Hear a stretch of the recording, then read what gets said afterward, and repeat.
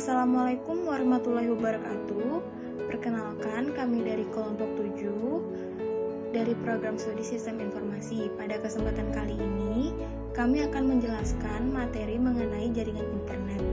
Sebelumnya, perkenalkan nama-nama anggota dari kelompok kami. Yang pertama, Aditya Putri, yang kedua Aska Azizah, yang ketiga Farah Fadilah, dan yang keempat Abdinal Arif. Selanjutnya, apa sih itu internet? Internet atau internet network adalah sebutan untuk sekumpulan jaringan komputer yang menghubungkan situs akademik, pemerintahan, komersial, organisasi, maupun perorangan. Internet menyediakan akses untuk layanan telekomunikasi dan sumber daya informasi untuk jutaan pemakainya yang tersebar di seluruh dunia. Layanan internet meliputi komunikasi langsung, misalnya email dan chat.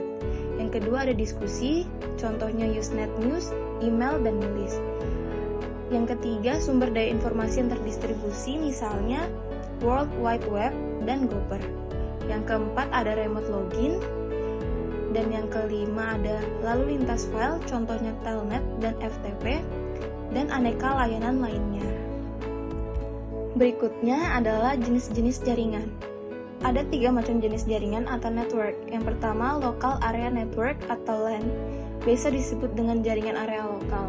Sebuah LAN adalah jaringan yang dibatasi oleh area yang relatif kecil, umumnya dibatasi oleh area lingkungan seperti sebuah perkantoran di sebuah gedung atau sebuah sekolah, dan biasanya tidak jauh dari sekitar 1 km persegi.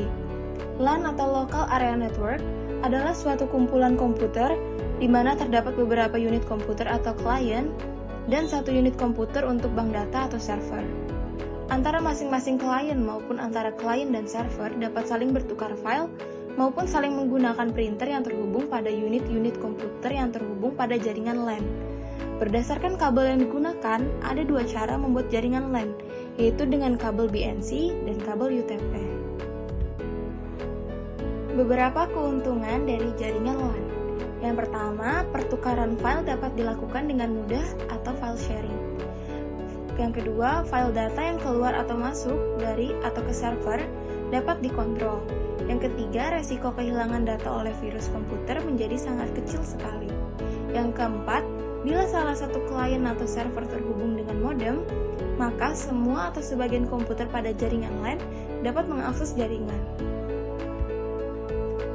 Jaringan yang kedua adalah Metropolitan Area Network atau MAN. Biasa juga disebut dengan jaringan area metropolitan. Sebuah MAN biasanya meliputi area yang lebih besar dari LAN. Misalnya antar wilayah dalam satu provinsi. Dalam hal ini jaringan menghubungkan beberapa buah jaringan-jaringan kecil ke dalam lingkungan area yang lebih besar.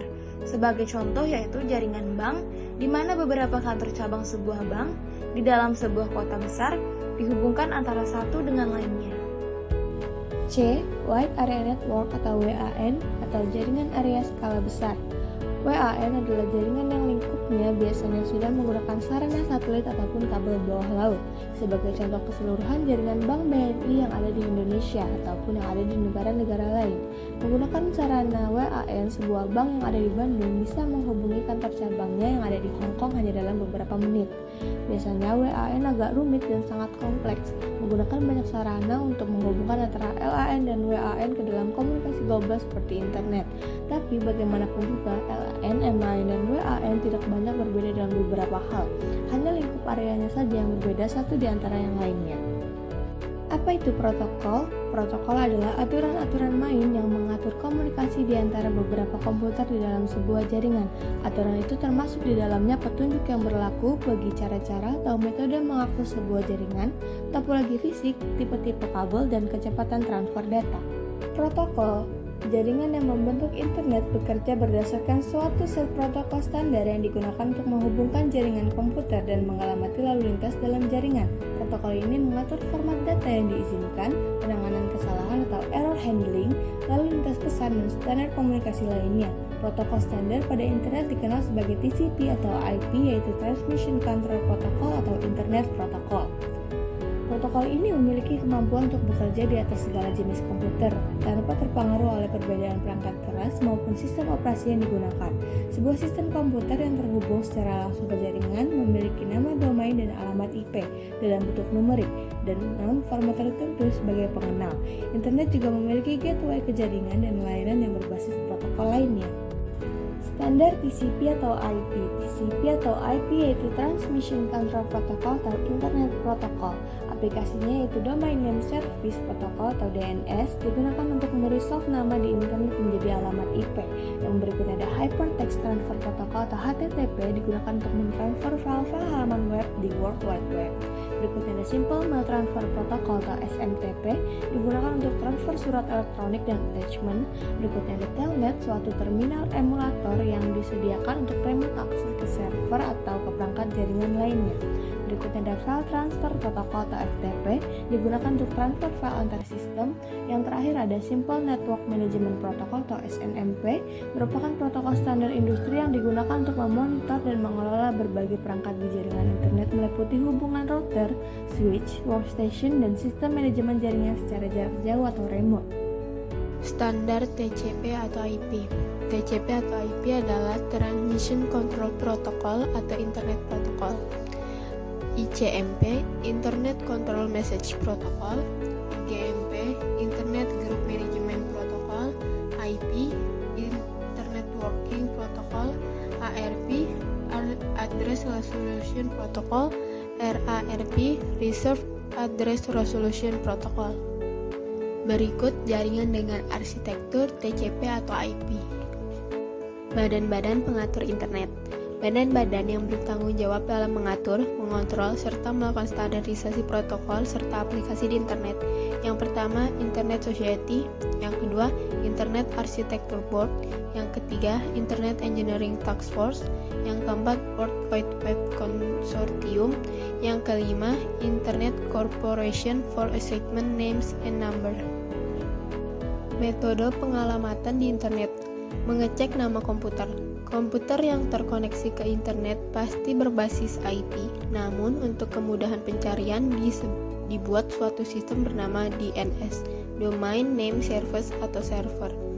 Misal www.unicom.ac.id, artinya host bernama www dan terletak di domain Unicom yang merupakan institusi pendidikan berada di Indonesia.